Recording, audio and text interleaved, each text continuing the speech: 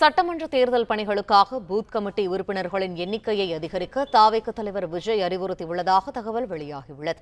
வாக்குச்சாவடிக்கு ஒரு முகவரை நியமிக்கவே தாவேக மாவட்ட நிர்வாகிகள் திணறியதாக கூறப்பட்ட நிலையில் தற்போது இந்த புதிய அறிவிப்பானது வந்திருக்கிறது. விரிவான தகவல்களை செய்தியாளர் மகேந்திரன் வழங்க கேட்போம். மகேந்திரன், தகவல்கள் என்ன?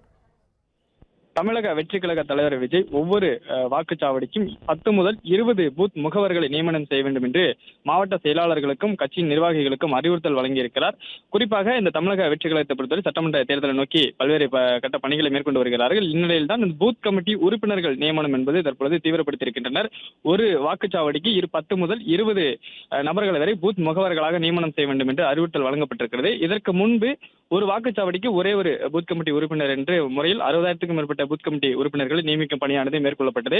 அதில் பல்வேறு மாவட்ட செயலாளர்கள் சம்பந்தமில்லாத பூத் கமிட்டி உறுப்பினர்களை மாற்று பூத்துக்கு முகவர்களாக நியமனம் செய்திருந்தார்கள். அதனையும் சரி செய்து பூத் கமிட்டி உறுப்பினர்களை முறையாக நியமிக்க வேண்டும் என்று விஜய் அறிவுறுத்திருந்தார். அதன் பிறகாக 60,000க்கும் மேற்பட்ட வாக்குச்சாவடிகளுக்கு பூத் கமிட்டி உறுப்பினர்கள் நியமனம் செய்யப்பட்டார்கள்.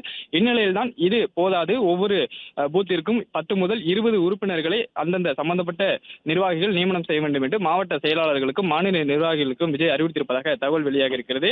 ஒரு நபரை நியமனம் செய்யவே அறிவுறுத்திய போது பல மாவட்ட செயலாளர்கள் வெவ்வேறு வாக்குச்சாவடியில் சேர்ந்தவர்களை சம்பந்தமில்லாத பூத்களுக்கு முகவர்களாக நியமித்தனர். இந்நிலையில் தற்போது 10 முதல் 20 நபர்களை நியமிக்க அறிவுறுத்தப்பட்டிருக்கக்கூடிய சூழ்நிலையில் இதை மாவட்ட செயலாளர்கள் சரியாக செய்து முடிப்பார்களா என்கிற ஒரு கேள்வி இருக்கிறது.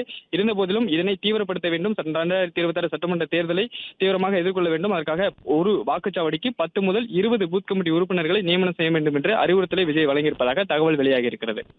பிளே ஸ்டோர் மற்றும் ஆப் ஸ்டோரில் இருந்து பாலிமர் செயலியை QR கோடு மூலம் பதிவிறக்கம் செய்யுங்கள்.